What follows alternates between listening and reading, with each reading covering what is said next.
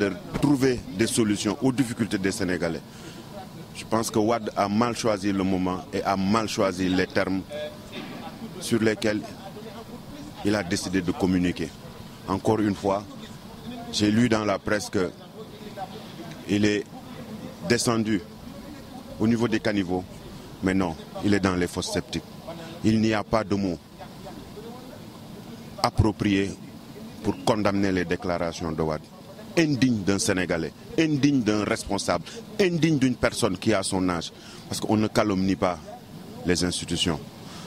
Donc, mais tout ceci, il le fait tout simplement parce qu'il veut sortir son fils de prison. Tout ceci, il le fait, il menace d'organiser des émeutes tout simplement parce que son fils est condamné. Je pense que l'ensemble des Sénégalais sont conscients de ça et que les républicains ne le suivront pas, les patriotes ne le suivront pas et les Sénégalais au vrai sens du mot ne le suivront pas. Politiquement, la réponse se fera dès qu'on arrive à Dakar, Inch'Allah. La République n'est pas encore... Déjà à l'affronter politiquement. Pardon? Vous êtes prêt à l'affronter politiquement? Mais je vous dis que les déclarations qu'il a eu à faire ne sont même pas politiques. C'est haineux, des mensonges, de la calomnie. Tout un chacun peut se renfermer. Il profite de son âge, pas de son statut de chef d'État.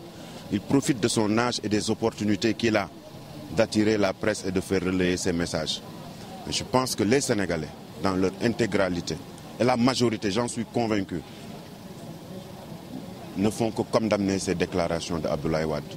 Il n'y a aucun Sénégalais sérieux, soucieux des problèmes sénégalais qui voudrait même réécouter les déclarations de Wade. Elles ne sont pas orduriers.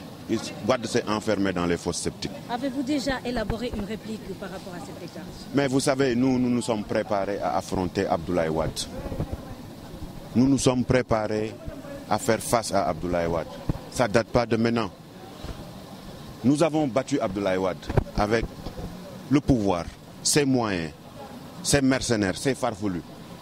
Mais aujourd'hui, je pense qu'il a dépassé le Rubicon, comme on le dit. Et il est seul dans ce combat. Même ses admirateurs ne comprennent pas. Même les gens, ses militants à lui, ne parviennent plus à identifier Abdoulaye Wade de par ses déclarations orduriers. Voilà quelqu'un qui a décidé de faire de la subversion pour distraire les Sénégalais au moment où le président de la République commence à trouver des débuts de solutions. Nous avons fait la tournée ensemble. Qu'on l'aime ou qu'on ne l'aime pas, il y a des débuts de solutions. Qu'on l'aime ou qu'on ne l'aime pas, ici à Sédhiou, il y a des choses qui ont été faites. Depuis 2 ans, lui, il n'a même pas été en mesure de le faire en 4 ans. Pour nous distraire, il va chercher la communication du diable, il va chercher des mots qui ne collent pas à la morale et qui ne collent pas à l'éthique sénégalaise. Ces choses-là, ces déclarations-là, sont vraiment propres à Abdoulaye Wade. Et je pense que ces déclarations-là n'engagent même pas son parti. Et je pense que ses plus proches collaborateurs, aujourd'hui, ont fini de comprendre que Abdoulaye Wade est prêt à tout pour libérer son fils.